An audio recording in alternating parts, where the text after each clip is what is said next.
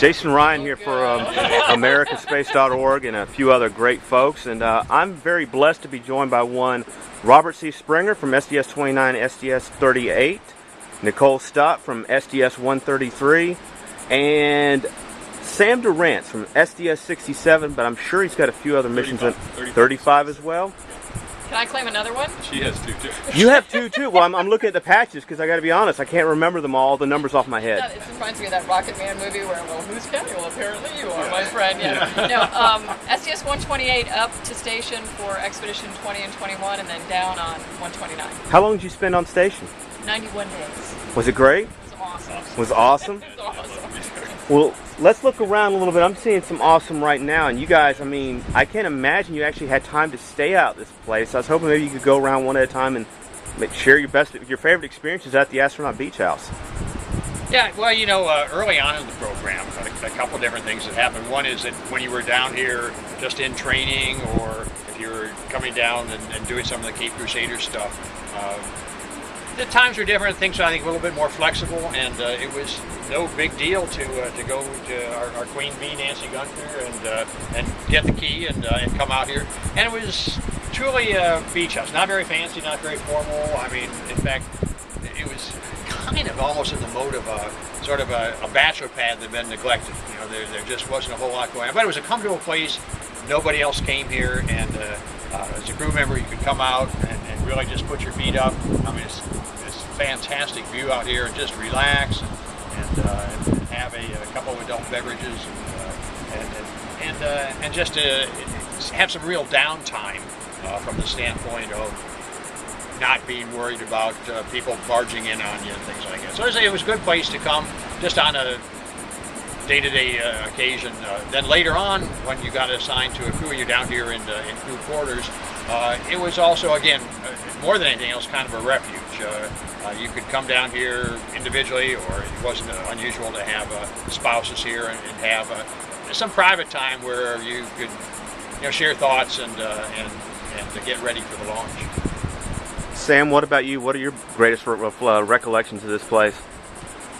Well, I don't know. It was like Bob was saying, it was a time to kind of relax and unwind and just get ready for the 2 days or 3 days before launch that you're here.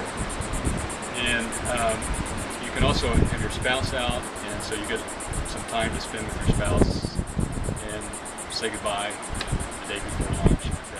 There's also a barbecue that was held here. So there's some good barbecues held out here.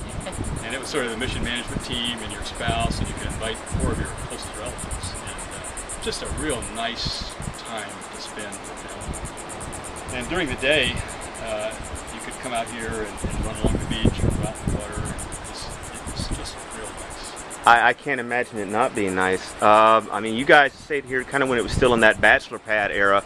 Now we got Nicole Stott with us. Now, Nicole, you kind of came in post that era. What was it like for you, and what are some of your fondest reflections of this place? Yeah, I think definitely it was the post bachelor pad era. And at some point, I think in the early '90s, after I think a hurricane had come through or a storm, and looking to keep the facility, they decided that they'd go dual purpose here and created a conference center as well, which has worked out really nicely. But kind of cleaned up the place, I mean, I don't want to say it has more of a sterile feel to it, but it definitely is in order, But I think, the memories are very similar. It's about relaxing. It's about getting the chance to kind of, separate yourself from, really separate yourself from the, kind of hardcore mission planning that you've been doing and the training and all of that, but still spend time together as a crew out here. And we would do that. And we primarily spent time out here during the launch quarantine week.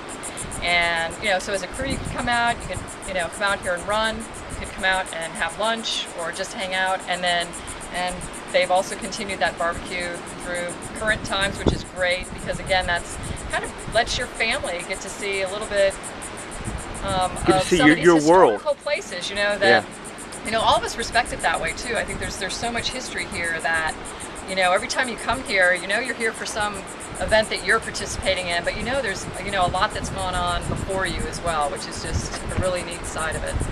Well, if you look down that way, you can see your vehicle. Oh yeah, that is awesome. Cool. You get a launch pad view from here.